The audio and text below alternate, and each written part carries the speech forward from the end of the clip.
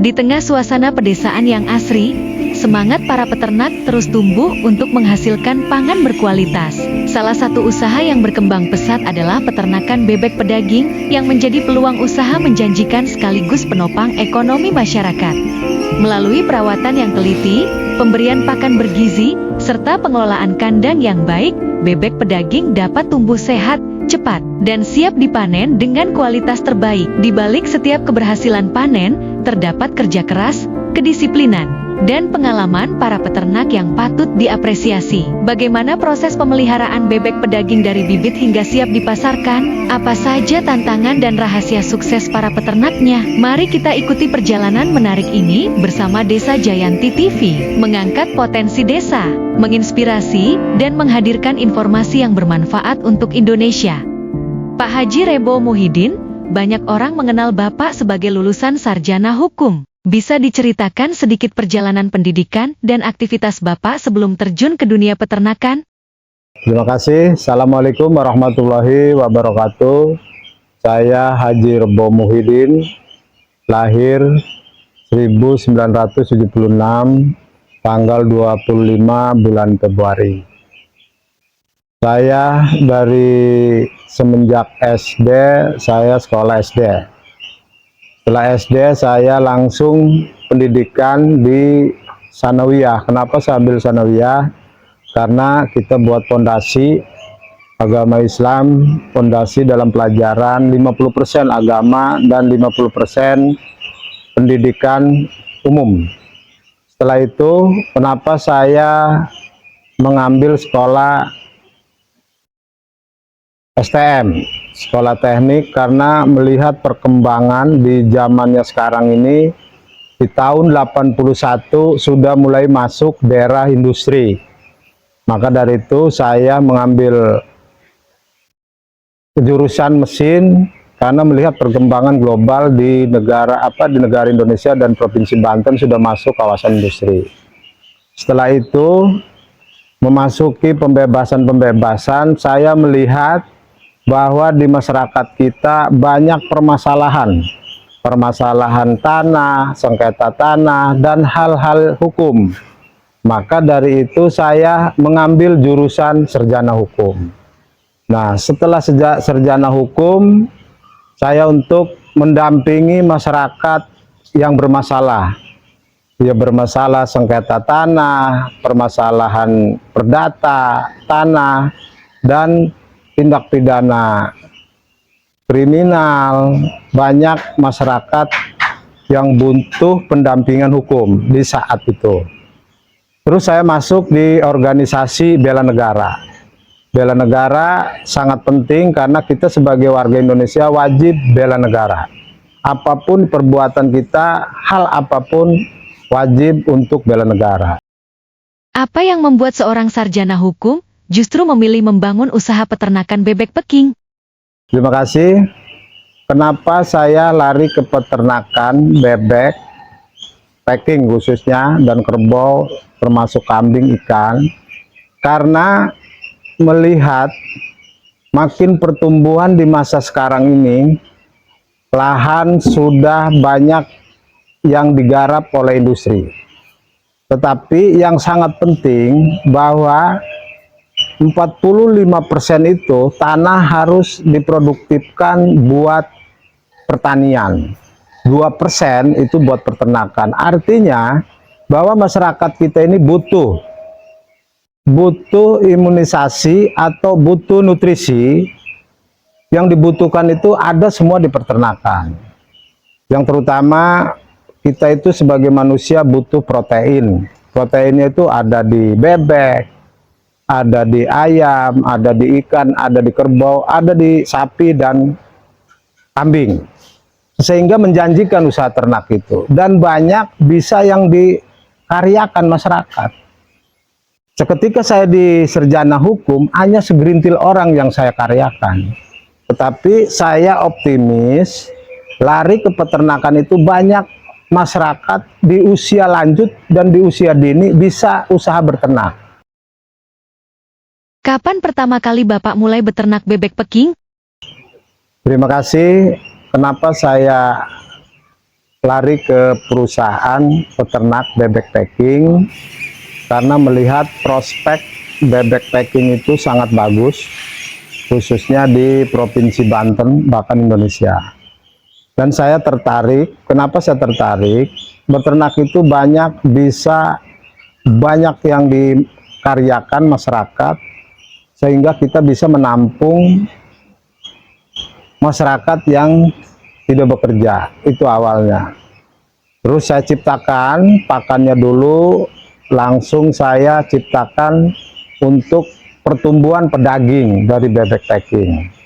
Kebetulan sebelum Prabowo terpilih, karena ada bakal program makan gizi gratis. Nah, tentu saja itu banyak peluang-peluang yang di beternak yang bisa dimanfaatkan dan diterima oleh usaha untuk makan gizi, baik telurnya, baik ikan, baik bebek. Nah, sehingga itulah peluang-peluang yang untuk bisa mengkaryakan masyarakat banyak. Dibandingkan saya menangani di bidang hukum, hanya segelintir orang yang bisa saya karyakan. Itu awal mula saya lari ke ternak. Apa tantangan terbesar saat memulai usaha ini? Tantangan besarnya kita harus ulet dan fokus. Dan di situ tantangannya yang namanya berternak, pasti tantangannya itu kita harus siap berani kotor, berani rugi, berani capek. Tapi saya fokus, sehingga saya fokus gimana caranya bahwa bebek itu butuh nutrisi makan apa, sehingga bebek bisa pertumbuhan dagingnya pesat. Itulah tantangannya. Dan untuk kemajuan untuk beternak itu, kita harus memahami situasi alam yang lagi musim hujan dan musim panas. Kita harus uleti dan harus bisa memahami karakter ternak yang bisa menimbulkan pertumbuhannya sehat. Itu awalnya. Apakah pernah mengalami kegagalan dan bagaimana cara bangkit dari kegagalan tersebut? Nah, setiap usaha pasti ada untung rugi dan gagal, pasti ada. Tapi kegagalan itu kita harus terima dengan optimis. Di hal apa bisa gagal? Nah, itu buat pembelajaran sebelum kita melangkah produksi yang lebih banyak lagi. Yang penting kita ada kemauan dan keuletan dan harus bisa memahami pakan yang dibutuhkan oleh ternak, baik ayam, baik bebek packing, dan kerbau atau kambing. Berapa populasi bebek yang saat ini dipelihara? Kita membuat kandang panjang 50, lebar 16. Nah, dalam 1 meter persegi, maksimalnya bebek di usia 30 itu 10 ekor. Tapi kalau masih di umur 1 minggu, 2 minggu, itu masih bisa 25 ekor. Populasinya, kandang ini bisa masuk kurang lebih 5.000 sampai 6.000 ekor untuk populasi kandang. Nah, dan alhamdulillah bahwa pada bulan ini saya masukkan 2 tahap 2.500 untuk bebek packing. Di usia 20 hari kita masukkan 2.500 bebek packing.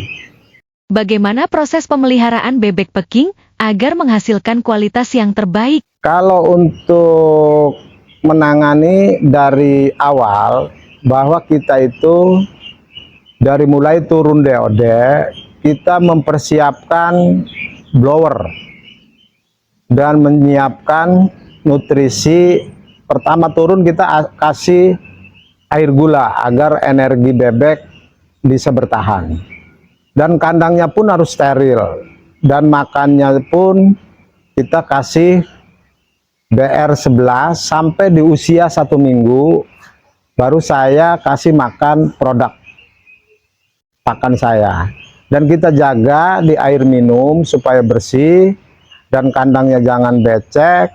Dan kita harus kontrol setiap pakan yang kosong kita terus isi, sehingga bebek bisa memakan kebutuhan yang diinginkan oleh bebek, terutama proteinnya harus pas, seratnya harus pas, karbohidratnya harus pas, energinya harus pas, mineralnya harus pas, sehingga bebek bisa dikonsumsi dengan bebek yang sehat. Apa saja faktor yang paling menentukan keberhasilan beternak bebek Peking? Kalau faktor keberhasilan beternak di bebek Peking, sebenarnya setiap bulan pun kita harus menjanjikan. Jadi faktornya itu yang penting bebek kita sehat dan bebek stabil dalam harga untuk pedaging. Yang penting kita bisa menjaga kualitas kesehatan bebek. Bagaimana strategi Bapak untuk memenuhi kebutuhan pakan bebek? Kalau untuk menangani terkait masalah pakan, emang bebek pedaging itu harus dipersiapkan pakannya yang sesuai dan harus pas semua zat-zat yang dibutuhkan oleh bebek Peking. Dari usia pertama turun itu membutuhkan satu bebek itu hanya 1 on. Semakin usia di 30 hari itu membutuhkan pakan 4 on. Kalau 2000 berarti membutuhkan pakan 4 kintal sehari. Nah, artinya kalau 2000 sampai panen itu menghabiskan pakan kurang lebih 5 kilo satu bebek itu. Itu bisa mencapai bobot 2 kilo up. Kalau kurang dari 2 kilo up berarti pakan kurang bagus dan ada kurang vitamin-vitamin yang dikasih nutrisi kepada bebek. Bagaimana strategi menjaga kesehatan ternak dan menekan angka kematian? Yang sangat penting untuk menjaga kematian angka bebek, kita harus jaga terutama kandang. Kandang harus bersih, harus kita semprot pakai air batik atau M4, sehingga kandang kita steril.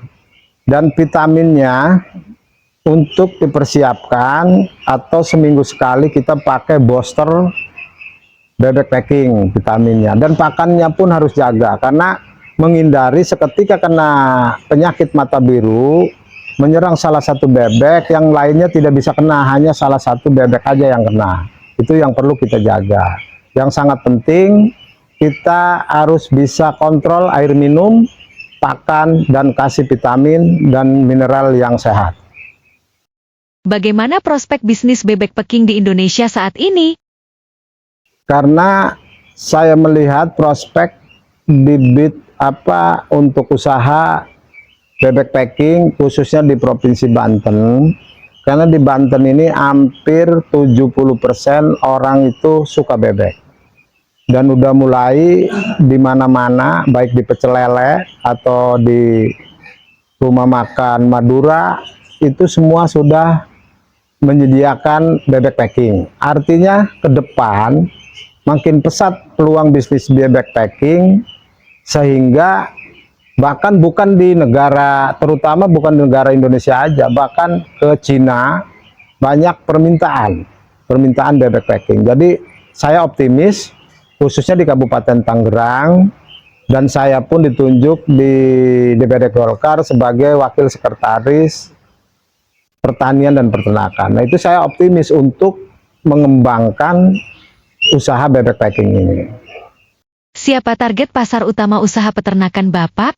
Kalau saya targetnya untuk menolong pedagang-pedagang kecil sehingga supaya tidak kekurangan pedaging, khususnya bebek Peking. Karena di saat ini masih kekurangan, dan pengepul-pengepul yang untuk mengirim di warung-warung kecil masih kekurangan. Nah, ini saya belum meningkat di tingkat restoran, bahkan di industri. Saya diminta buat industri, dan saya paling senang untuk bisa menolong usaha-usaha UMKM, usaha kecil yang ada khususnya di Kabupaten Tangerang, Provinsi Banten. Bagaimana cara menjaga kestabilan harga dan permintaan pasar? Jadi saya untuk kestabilan penjualan dan kita mengikuti harga global pasaran, Yang penting, yang sangat penting, kita harus bisa menjaga untuk kenaikan pakan, sehingga kita bisa menstabilkan penjualan kepada pengepul-pengepul, sehingga kita tidak turun, tidak naik, dan bisa stabil, sehingga peternak-peternak bisa mendapatkan keuntungan. Yang kita jaga harga daging bebek itu stabil. Menurut Bapak, apakah usaha peternakan masih menjanjikan bagi generasi muda? Justru usaha beternak itu dari zamannya Nabi pun sudah beternak. Jadi harus optimis, menjanjikan bahwa usaha ternak itu semua manusia itu nutrisinya membutuhkan ternak, terutama dari protein. Nah, jadi setiap manusia itu membutuhkan protein. Protein itu dari bebek, dari ayam, dari kambing, kerbau, sapi, dan ikan. Makanya saya bersaran kepada pemuda, kalau pengen maju dan bisa mengkaryakan orang, kita harus optimis dalam usaha beternak. Apakah Bapak menerapkan teknologi atau sistem modern dalam peternakan? Saya sudah mulai untuk cara untuk beternak supaya sehingga satu kandang itu hanya satu orang tapi tidak capek. Dari mulai minumnya dibikin otomatis, cara untuk cari ngasih makannya, dan kita produksi dari pakan pun kita persiapkan mesin-mesin pencetak pelet. Nah, ke depan kita akan membangun sistem untuk beternak sehingga pupuk amonianya itu tidak bau dan bisa dibuat kompos, langsung kita kemas menjadi pupuk. Inovasi apa yang sedang atau akan dikembangkan untuk meningkatkan produktivitas? Inovasi kita ke depan, kita akan memperlebar. Bebek packing itu bukan hanya untuk dijual dagingnya saja, saya akan memperlebar untuk ditelurkan, sehingga telurnya itu dibikin telur fertil dan bisa ditetaskan, dan itu bisa menambah, mengkaryakan orang lagi. Ke depan setelah itu saya akan mencari lahan untuk membuat rumah makan bebek packing, sehingga kita bisa mengkaryakan masyarakat yang pinter masak dan mau kerja, sehingga bebek packing perputarannya tidak kemana-mana dan bisa dirasakan khususnya masyarakat Kabupaten Tangerang dan Provinsi Banten. Apa pelajaran dari dunia hukum yang ternyata sangat berguna ketika menjalankan bisnis peternakan? Jadi korelasi hukum dan peternakan, kalau hukum itu hanya kita mendampingi orang yang butuh kita. Dan kalau di ternak, kita mencari orang yang menganggur sehingga bisa bekerja kepada kita. Nah, itulah bedanya, sehingga beternak itu optimis. Banyak yang bisa dikaryakan buat masyarakat sehingga bisa membantu inflasi negara. Yang barang-barang naik, seketika kita beternak maju dan bisa ini, jadi kebutuhan khususnya di Kabupaten Tangerang, Provinsi dan Indonesia bisa menurun, barang-barang bisa murah dengan penekanan sehingga masyarakat itu seketika butuh kita ada.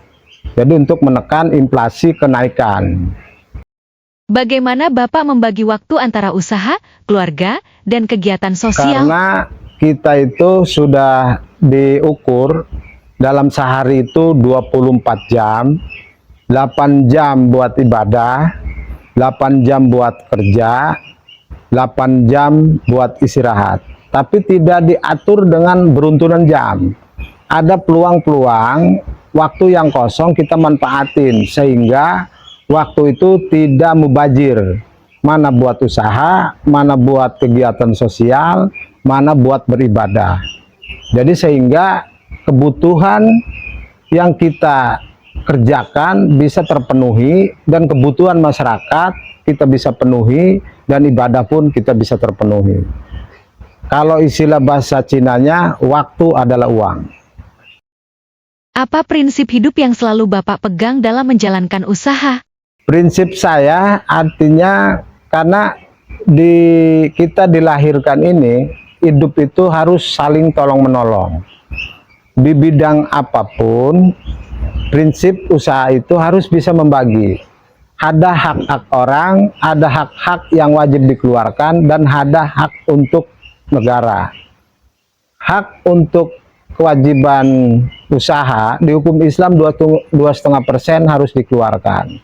Dan dibuat pajak pun kita harus keluarkan. Dan di situ ada yang disebutnya untuk berzakat. Nah, kita berikan kepada lingkungan terdekat yang membutuhkan.